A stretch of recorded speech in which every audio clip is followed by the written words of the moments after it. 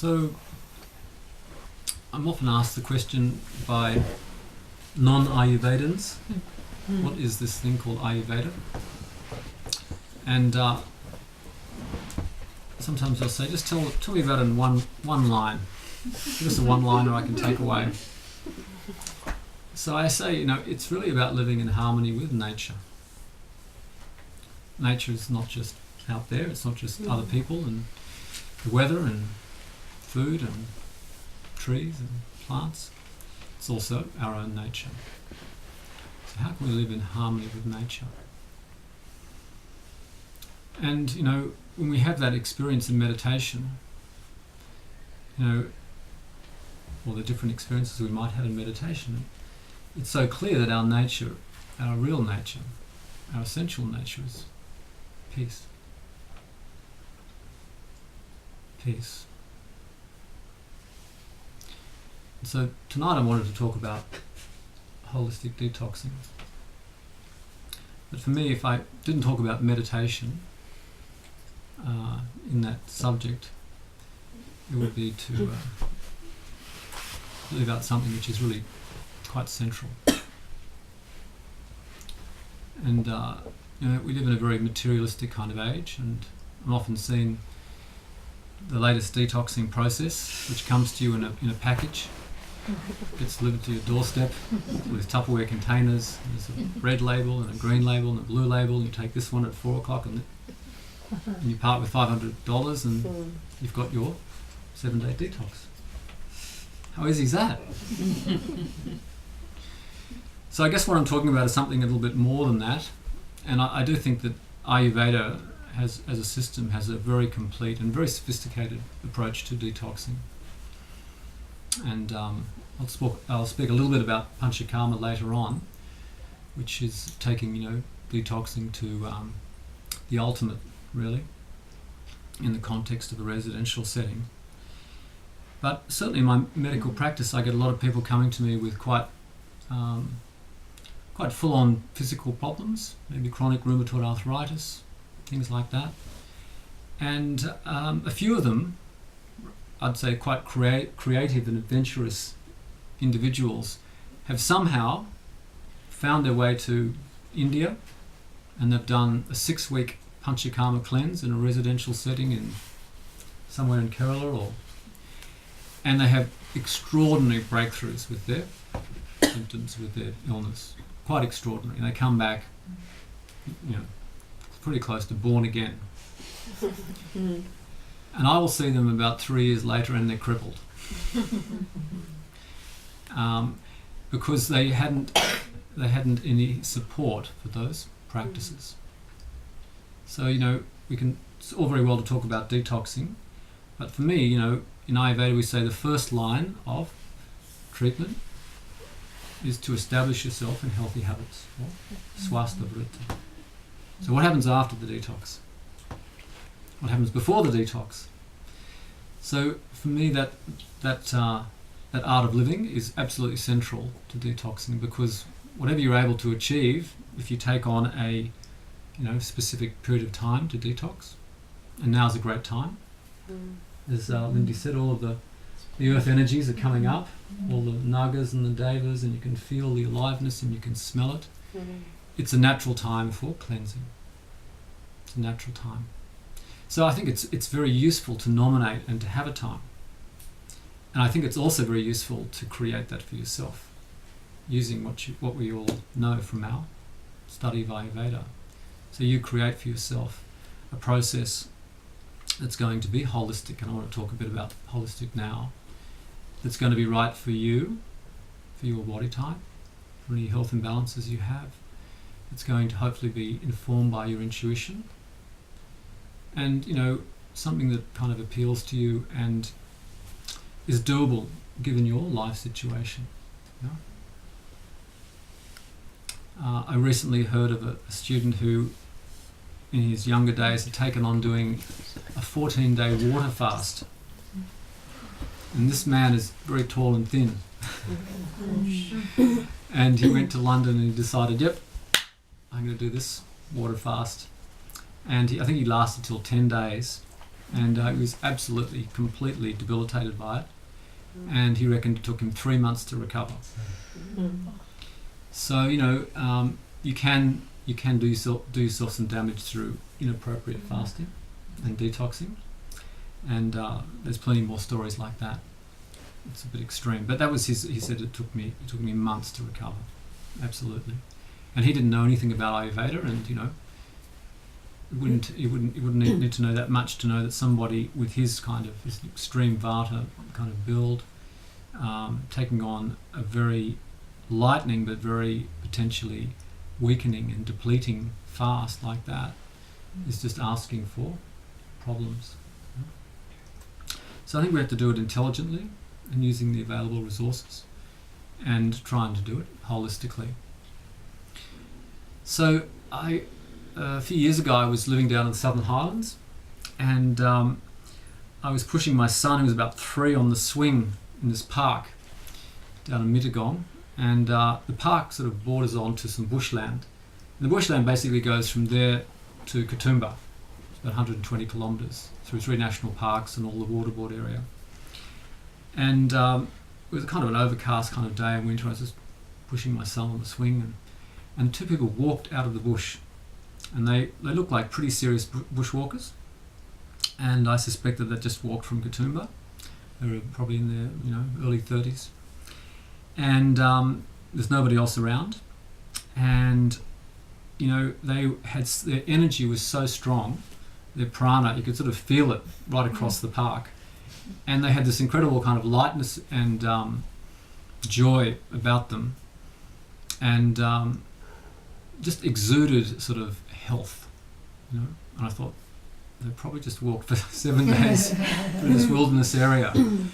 And I was just thinking tonight for this talk, the kind of ingredients that contributed to them just exuding health, So I guess first and foremost, an amazing contact with nature, very elemental kind of nature, which is very powerful.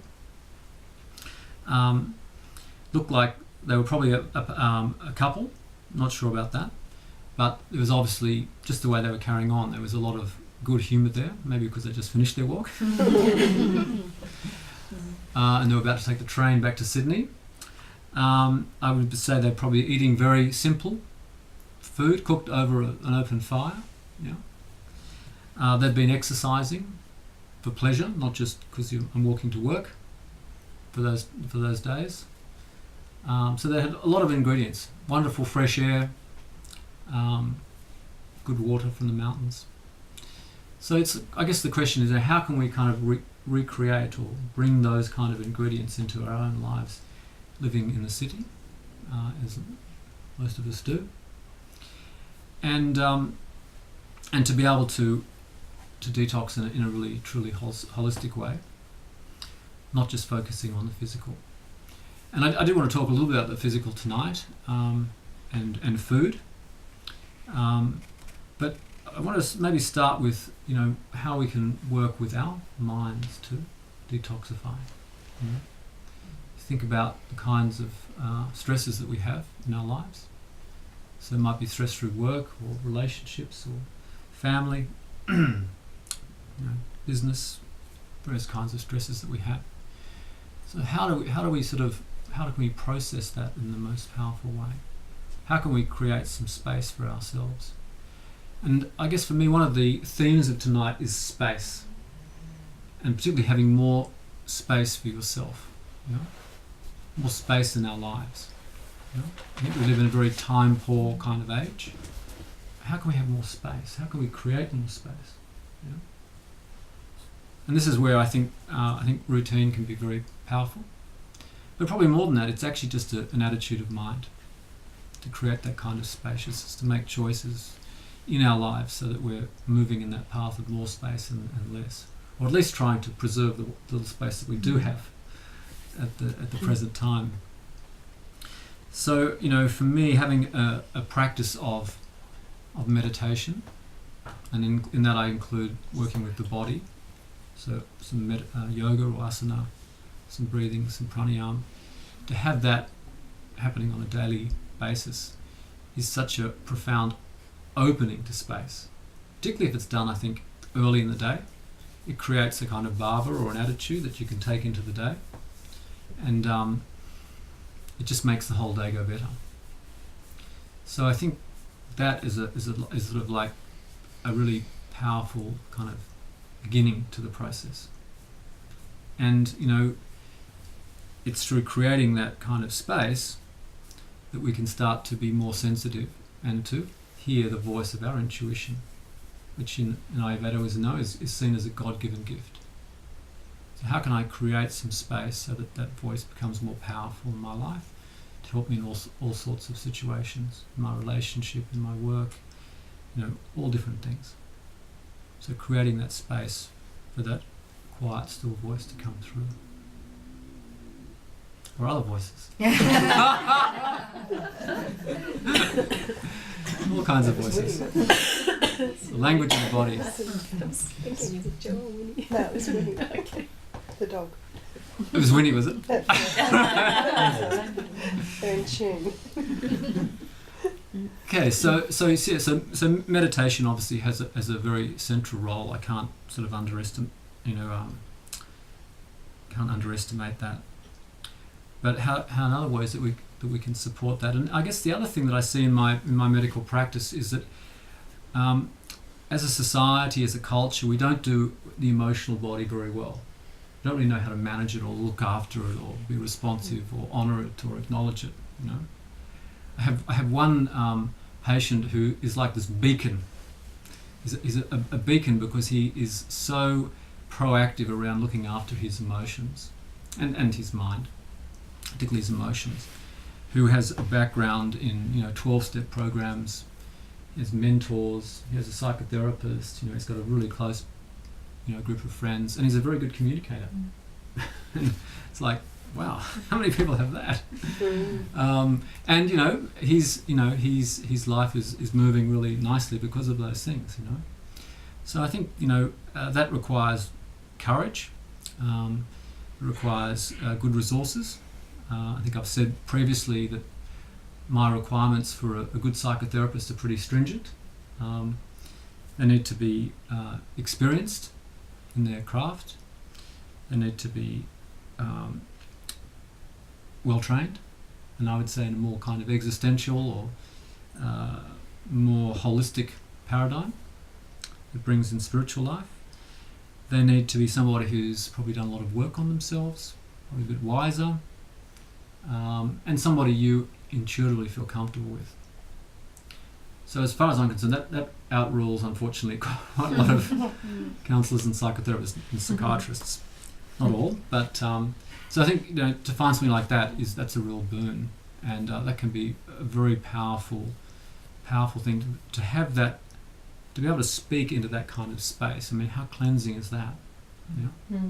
Such a profoundly cleansing thing, and it is. I guess you could say it's can be relatively expensive, but even just to have go once a month can be a powerful thing, very powerful thing.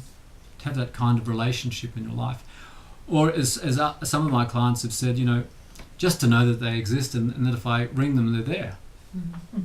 I might see them once a year, but I know that they're there.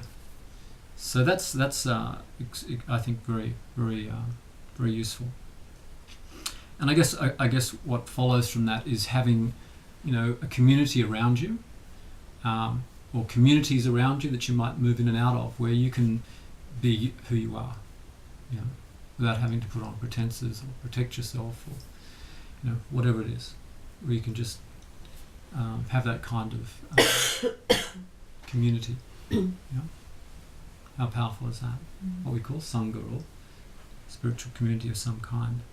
So all of these things I think are really important if we're actually serious about doing detoxing, or making it actually a kind of lifestyle, rather than something that we just do every spring for a week, creating something that's going to support that.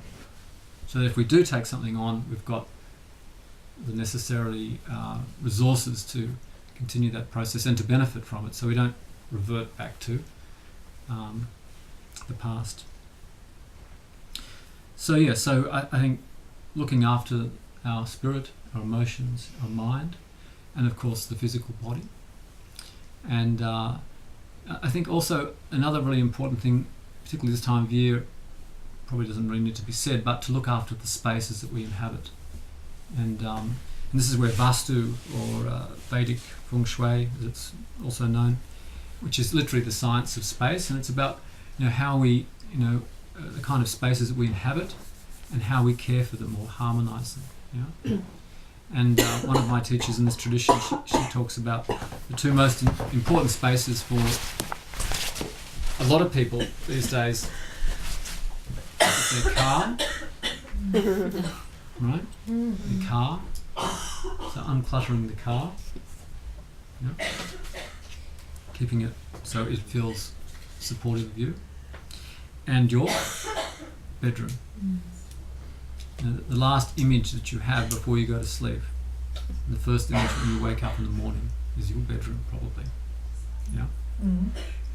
So how's that going to affect your soul? I always try and have a really positive image. The last thing I do before I switch the light on, I look at the most positive images that I can, and then I surrender to sleep.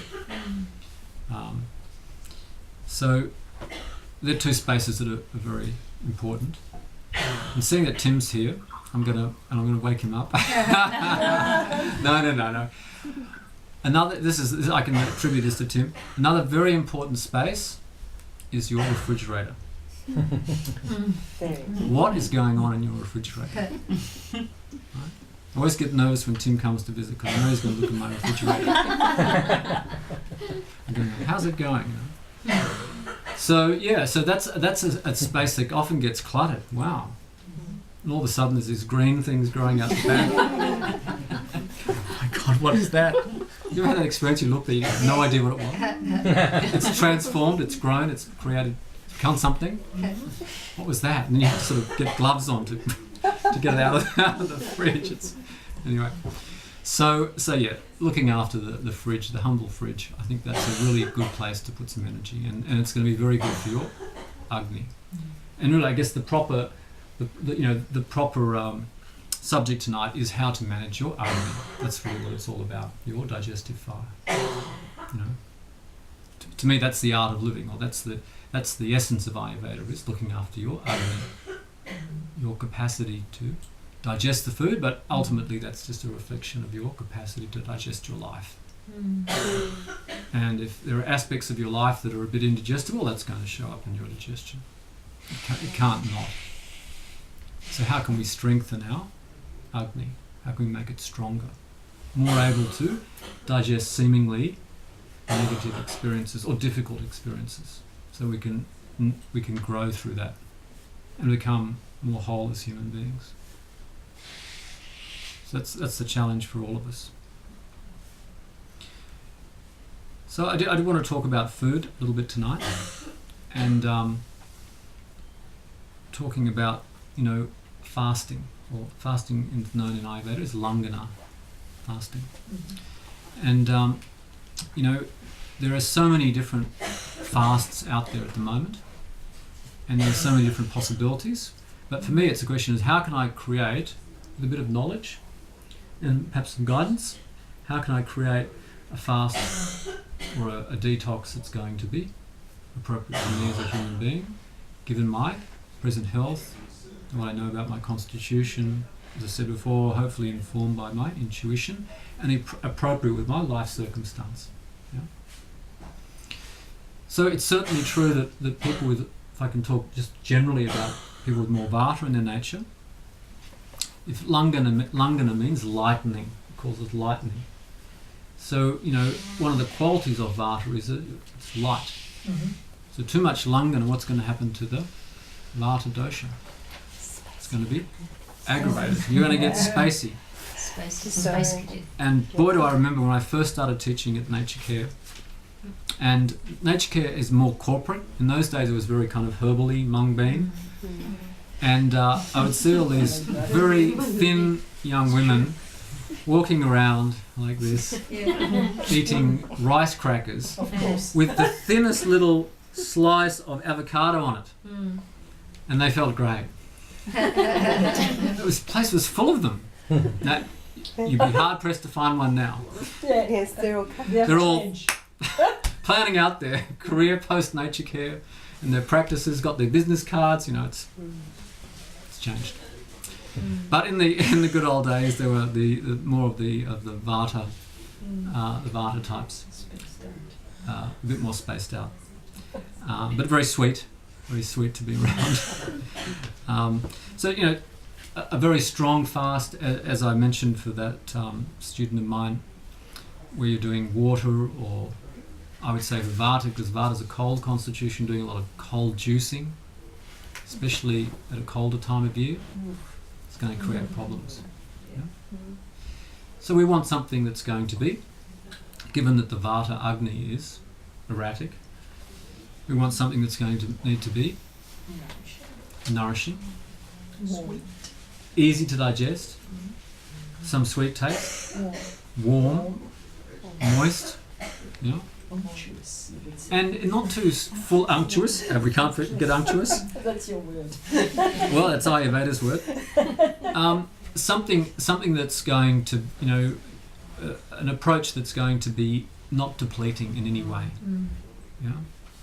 So that's where you've got to know. If you're already feeling a bit depleted, and you take on, you know, one of the usual types of fast, it'll often make you feel more depleted. So that's where we have to keep the strength up. You know, we can't go too extreme. And this is where I think it's so important to listen to your body. To listen to your body, because it will tell you if something's too extreme or not. You know? It'll tell you where to go. And if something's right, your body will just go, yes. It'll leap out and go, yes, I want that. Yeah. So when I'm thinking about somebody who maybe, just for sake of argument, is taking on, say, a 3-day fast, they get inspired. You know, thinking about breakfast. I'm thinking about somebody who's got more Vata in their nature, so it'd be important for them to have fairly regular meals. You know? So for me, you know, fruit is naturally cleansing. Stewed fruit is very easy to digest. So something like maybe some stewed apples or some stewed pears. I think a bit of rice, because I found we tried to go on a fast once. I have to tell you, about 6 hours later, I'm climbing walls trying to eat the fridge. Trying to eat the fridge. Trying to eat the fridge. But I can't because I have to sustain it, because just even on fruit, my energy levels will totally crash. Right. So you're not going to need to have some rice. Yeah, so like a little bit of rice at periods throughout the day. You know, warm rice, can have a bit of stewed apple in it or something, but that's just like a congee. Yeah. Or just rice. Or just, you know, just a bit of rice with sort of, you know, a bit of almond milk and stewed. Just, it's warm. Yes. It's warm and cooked and just periods through the day, because otherwise, for me, I'm walking into walls. Yeah. Yeah. Okay. Or it could be something like a vegetable miso soup, a light soup, something like that. That's going to do it. Yeah. So what is the benefit of having a fast at all if you're a Vata person? Is that not a desire? We're naturally going to be, it's going to be difficult Well, to... it rests your Agni to begin with, you know, you give So your body a bit it's of more Well, it than a depends. fast, it's just a simplification or Well, it depends on your health situation. I mean, you may have some minor imbalance. You may have put on some weight that you felt wasn't right through winter, or maybe there's some digestive upset, or maybe you've got a lot of constipation, or do you know what I mean? There's some minor thing that you want to work with. Yeah. Okay. You've been eating too much chocolate. You've been eating too much chocolate. Yes. I mean, something as simple as that. Yeah. I mean, you know, it's totally up to you, but yeah. I'm going to put it in a plug, and I've actually got the recipe here for a very simple tridoshic khichdi, which is very easy to digest. I'm going to put a plug in for having that at lunchtime. And if you make up a decent amount, you can probably use it for a few days, without it losing its kind of too much prana. So yeah, that's. I mean, if you went to an Ayurvedic retreat centre, oftentimes after you've had your deep cleansing, you'll be given convalescent food like a khichdi, or cleansing food like a khichdi. Just basically, I think most people know that it's like mung dal, rice, just gently spiced, a little bit unctuous, a little bit of good quality salt, just reasonably moist, very easy to digest. And I mean, some people just do khichdi fasts. And great for the mind as well, because one's the grain of moon, one's the grain of Mercury, so it just like balances you mentally. Well put. Yeah. Yeah, no, great. So I think I will put a plug in for khichdi. So for dinner, we're thinking the vata. They're going to need something to sustain them. So it might be some kind of like a broth, vegetable broth of some kind. Or I think we mentioned miso soup, those kinds of things. I'm a big believer in carrot and pumpkin, the orange vegetables. Very good for the spleen energy, good for assimilation. Pumpkin particularly, in my experience, very, very good for the gut, because of that sort of mucilaginous quality in the pumpkin. And also miso, I think miso is great. So something like that, you might take that on. So that might be the if you like, the physical, or one aspect of the physical part of it. But I would say, to make it more holistic, it's go, okay, well, what other things would I like to work with? What other, if I'm going to take this on and I'm going to commit myself to this, and I would say that just so we don't leave it too much as a sort of intellectual curiosity, I'm going to invite everybody in this room to think about what kind of, detox they might like, or you might like to take on for the spring, however humble, One that I'm taking on is I'm not going to have a cup of tea at night. I'm going to have a Paka herbs detoxing tea at night before I go to bed, and try that for a week, see how I go. It's a beautiful tea. In fact, I should recommend, Paka herbs. There's a herbalist who's very into Ayurveda in Britain. His name's Sebastian Pole. He's written a beautiful book. Fantastic book. Beautiful book on Ayurvedic herbal medicine. And he and another guy, English guy whose name I can't remember, have set up this Paka herbs, and they have quite a number of Ayurvedic herbs, herbal teas, and they have a detox blend, which is a really nice blend. Is that P-double-K-A? P-double-K-A, yeah, Paka. They come from, they've just, they've actually come into Australia fairly recently, sort of starting to build up. So But where they're do you really get it nice. from? Sorry? Where do you get it from? Organic trader, but you can get it in a good health food shop. Okay. If I went to About Life in Bondi Junction, they've got Paka you get herbs it there. Yeah, and I think their detox blend has things like fennel and cardamom and licorice, a few other things like that. Really simple little herb, really nice. So yeah, I'm going to invite you all to think about, however humble, what you'd like to take on for a detox for. Seeing we're right in, spring has just sprung, literally. So now's a good time to take that on. Fiona, chocolate and coffee. Oh. Look at that face! I can't look at that face. Think about it. Okay, if I was really tough, I'd be getting everybody to say before they leave what they're going to commit to. So think about that, guys, because I'm going to come back to that. Okay, so we've talked a little bit about the other things that we can support our detox with. Yeah? So it might be a recommitment to a pranayama practice, or maybe getting some instruction in a pranayama practice, or a meditation practice, getting some guidance, resources, all these things that you need stimulation, trying different things, finding what works for you. That's the process. And then you might have something that works for you for 3 years, and then you think, no, it's lost it. I need to revitalise it in some way, rather than just same old, same old.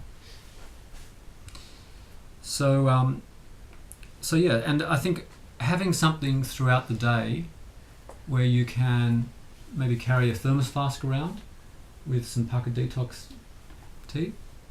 Or a really a classic one that we use a lot in the cooking classes over the years is very simple one. It's said to be tridoshic, which is coriander seeds, fennel seeds and cumin seeds, 1 teaspoon each in a pot, and pour in boiling water.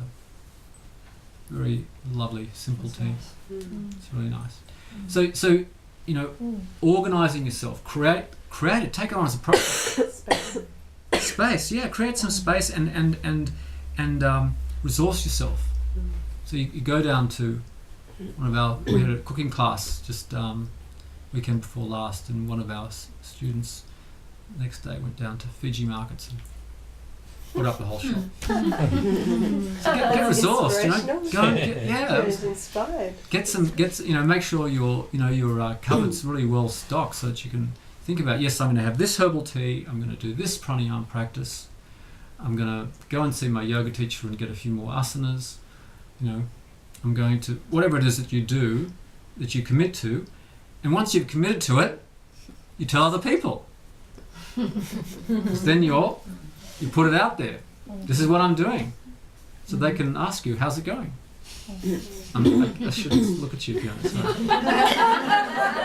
You just want to join for chocolate and coffee, don't you?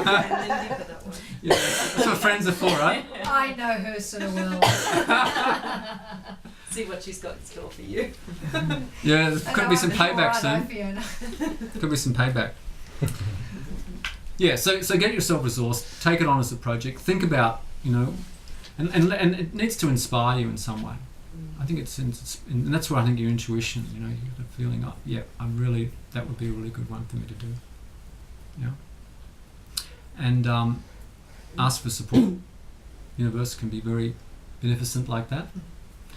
I remember one year I was thinking, I really want to commit to a pranayama practice. This is going back quite a few years ago. I thought, I tried a few and nothing had really. And then Tim rang up one day